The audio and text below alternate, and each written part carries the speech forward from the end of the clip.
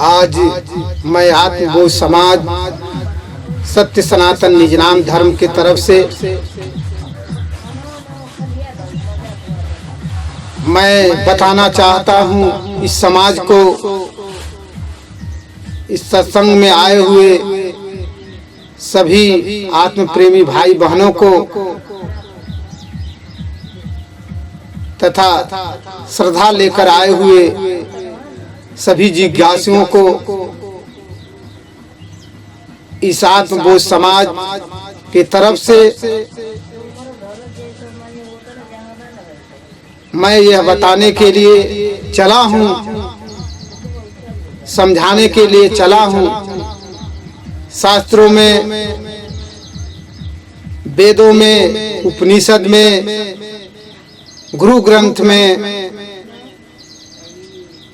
जितने भी हमारे इस धरा के ग्रंथ हैं, सब में आत्मज्ञान की चर्चा की गई है। सब लोग कह रहे हैं, बता रहे हैं, सुन भी रहे हैं। ये आत्मज्ञान है क्या और आत्मज्ञान कैसे जाना जाएगा, किसके द्वारा आप जान सकते हैं, आत्मज्ञान को कौन बताता है? ये प्रक्रिया लंबी है और इसको अलग अलग पहलू में जाना जा सकता है। अलग अलग संतों के माध्यम से जो इसको जाना है उसके द्वारा आत्मज्ञान की चर्चा, आत्मज्ञान का वर्णन आप सुनते हैं। किताबों के माध्यम से भी आत्मज्ञान की आप चर्चा सुने हैं, पढ़े हैं तो उसको सुनते हैं, कोई सुनाता है तो उसके द्वारा सुनते हैं। तो आत्मज्ञान क्या है, आत्मज्ञान को कैसे जाने? आत्मा का ज्ञान क्या ये हम जितना भी देख रहे हैं ये आत्मज्ञान है? नहीं। ये पढ़ रहे हैं ये आत्मज्ञान है? नहीं, क्योंकि ये क्या है? ये भौतिक ज्ञान है, ये संसारिक ज्ञान है, ये यहाँ का ज्ञान है। लेकिन फिर आत्मज्ञान क्या है? जैसे किसी भी व्यक्ति से, किसी भी मनुष्य से अगर पूछा जाए कि आपका नाम क्या है, तो व्यक्ति क्या कहेगा? जो भी नाम होगा, राम होगा या श्याम होगा या घनश्याम होगा या राम होगा या कृष्ण होगा, जो भी नाम रखा गया है, या अर्जुन होगा, उस नाम को वो बताएगा व्यक्ति। लेकिन आप विचार करिए, आप सोचिए जा कि क्या वो नाम है? नहीं, वो नाम जो है इस संसार में मिला है, उनके माता पिता के द्वारा मिला है, या कोई किसी के यहाँ नाम रखवाने के लिए गए होंगे, वो बताया है उस नाम को। ये संसार का नाम है, लेकिन फिर भी अधूरा है वो मनुष्य, फिर भी अधूरा है वो मनुष्य, फिर भी अधूरा है वो प्राणी। जो शक्ति, जो जीव, जो परमात्मा उसके अंदर वास करता है, जो शक्ति है, अगर उससे पूछा जाए कि आपका नाम क्या है, तो जो नाम रखा गया कि मेरा नाम श्याम है, तो श्याम बताएगा। और मैं पूछता हूँ, आखिर श्याम किसका नाम है? हाथ का नाम है या पैर का नाम है या देह का नाम है या बाल का नाम है?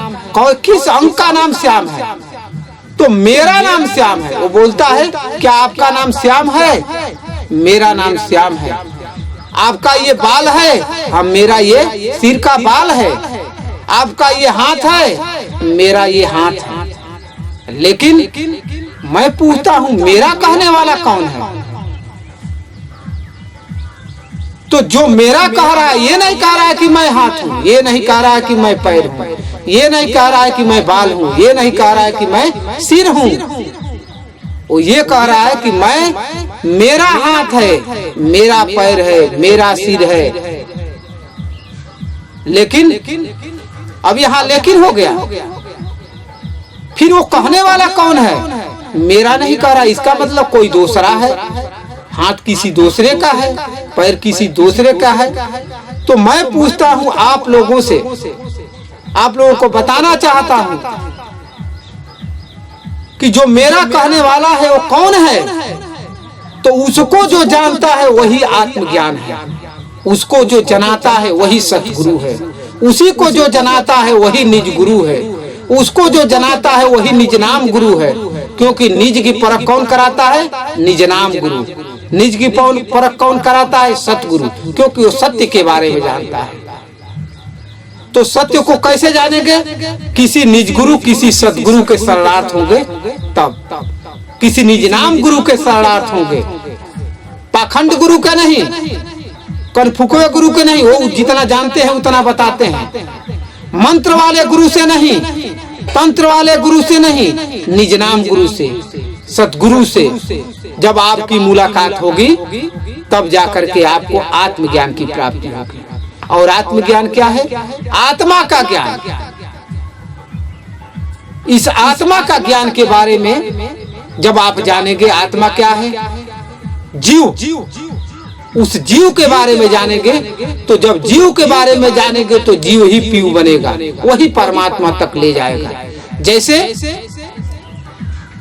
एक जो है नदी है, और उस नदी में बूंद जब पड़ती है, बारिश जो होती है, उस बारिश जो है जब नदी में गिरती है, वही नाले में गिर जाए, वही गढ़ही में गिर जाए, वही कोई गड्ढा में गिर जाए, वही उसी में धीरे धीरे समाप्त हो जाती है। लेकिन जो बूंद भाग्यशाली है, वो बूंद भाग्यशाली है, वो कण कि उस नदी में जब जाता है तो नदी के माध्यम से कहाँ जाता है?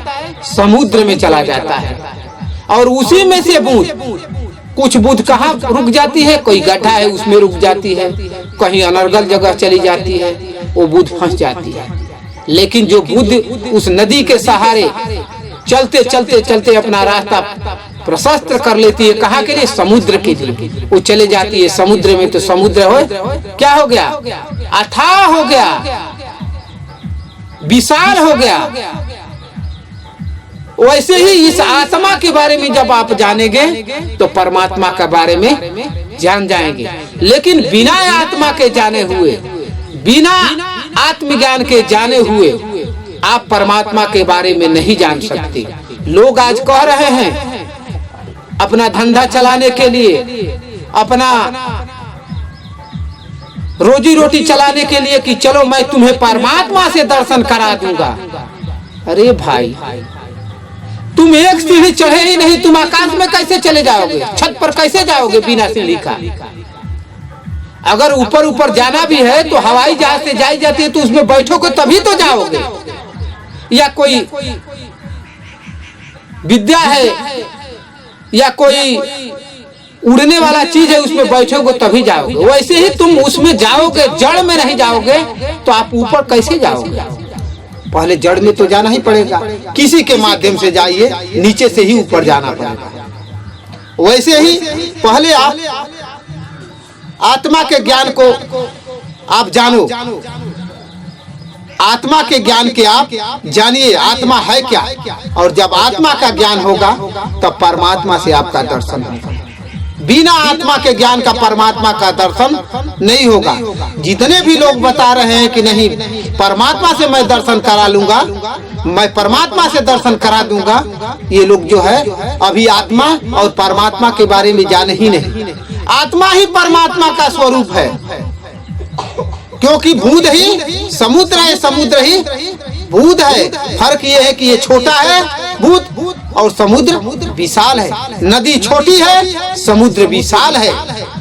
इसलिए समुद्र में सबको जाने की तलाश है, लेकिन बिना सहारा से आप समुद्र में नहीं जा सकते। और उसको कौन बताएगा? कोई सदगुरु बताएगा, कोई निज गुरु बताएगा। हर युगों में सदगुरु आए हैं जिनको भगवान की उपाधि मिली है, जिनको महादेव की उपाधि मिली है, जिनको प्रभु की उपाधि मिली है, उन लोग भी सतगुरु थे। पाखंड गुरु नहीं थे, सतगुरु थे। लेकिन आज पाखंड में दुनिया जा रही है, पाखंड के तरफ लोग जा रहे हैं। ऐसे लोगों को आप त्यागो, ऐसे लोगों के शरारत छोड़ो। ये लोग खुद फंसे हैं और आपको भी फंसाए हैं। इसलिए सीढ़ी पकड़ो और ऊपर चढ़ने का रास्ता ढूंढो।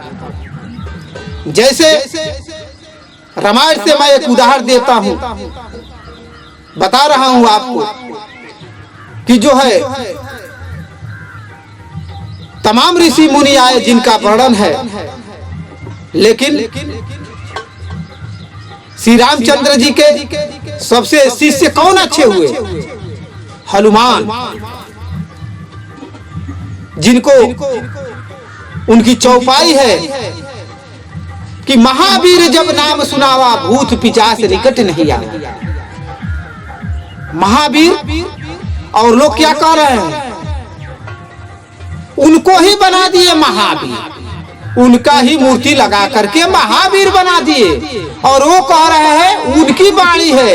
अब इस पर विचार करो साथियों, विचार करें संतों, कि वो कह रहे हैं कि महावीर जब नाम सुनावा।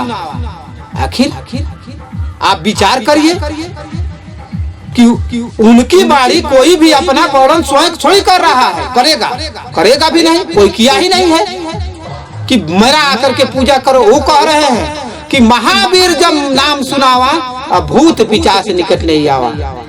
तो आखिर वो कौन सा ज्ञान जानते थे? और आप सोच रहे हैं कि उनका नाम है महावीर? नहीं, यही तो मतभेदी है, यही तो भेद है, यही तो पाखंडवाद है, यही तो रूढ़िवाद है, जिन लोगों ने इसको बता करके ठगने का जो व्यापार बनाया है। इस व्यापार को तोड़िए, इस आडंबरवाद से बाहर निकलिए, उस महावीर को ढूंढिए कि वो महावीर कौन सा नाम था जिसको वो सुनाते थे। हनुमान तो भूत पिशाच निकट नहीं आता था, निकट नहीं आया है,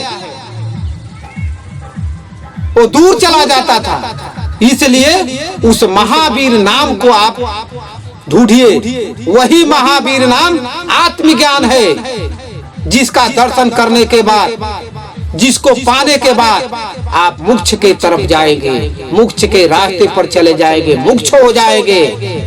लेकिन वो कौन कराएगा? पाखंडी गुरु नहीं, भेदी गुरु की आवश्यकता है। वो परमानंद नशा है। आज परमानंद नहीं नशा पाने के कारण, आत्मज्ञान की गाथा नहीं पाने के कारण, आत्मज्ञान को नहीं पाने के कारण, सिर्फ सुनने और सुनाने में रह जाने के कारण आज नशा के तरफ लोग जा रहे हैं। बाबा के शरणार्थ होते हुए भी दारू शराब गांजा पी रहे हैं। इसका मतलब वो बाबा वो ज्ञान नहीं जानते हैं, उसका मतलब वो गुरु जी वो ज्ञान नहीं जानते हैं। वो गुरु है, सतगुरु नहीं। ये जितने भी आप देख रहे हैं जो लिख रहे हैं कि मैं सतगुरु हूँ, ये सतगुरु नहीं, ये लोग गुरु हैं। गुरु सतगुरु में अंतर है। सतगुरु जो है सत्य का भेद कराता है, गुरु जो है ज्ञान देता है। कौन सा ज्ञान? भौतिक ज्ञान, रिद्धि सिद्धि का ज्ञान, किताबी ज्ञान, कृषि ज्ञान, पेड़ काटने का ज्ञान, घास करने का ज्ञान, खाना बनाने का ज्ञान, लकड़ी छीलने का ज्ञान, बेड बनाने का ज्ञान, तमाम ज्ञान है। लोहा को कैसे बनाया जाएगा, ये सब क्या है? भौतिक ज्ञान है। इस ज्ञान को गुरु की आवश्यकता है, ये गुरु प्रदान करता है। और सतगुरु किसको प्रदान करता है? आत्मज्ञान को। लेकिन यहाँ चोला पहन करके, यहाँ ठग विधवे लोग सतगुरु का चोला पहन करके और बता क्या रहे हैं? भौतिक ज्ञान, भौतिक सुख सुविधा। इसलिए इस चोंगे वाले से, इस आडंबरवाद से आप बाहर निकलिए और सच्चे सतगुरु, सच्चे मुर्शिद की तलाश करिए। मैं इतना ही पर अपने चर्चा को विराम दे रहा हूँ।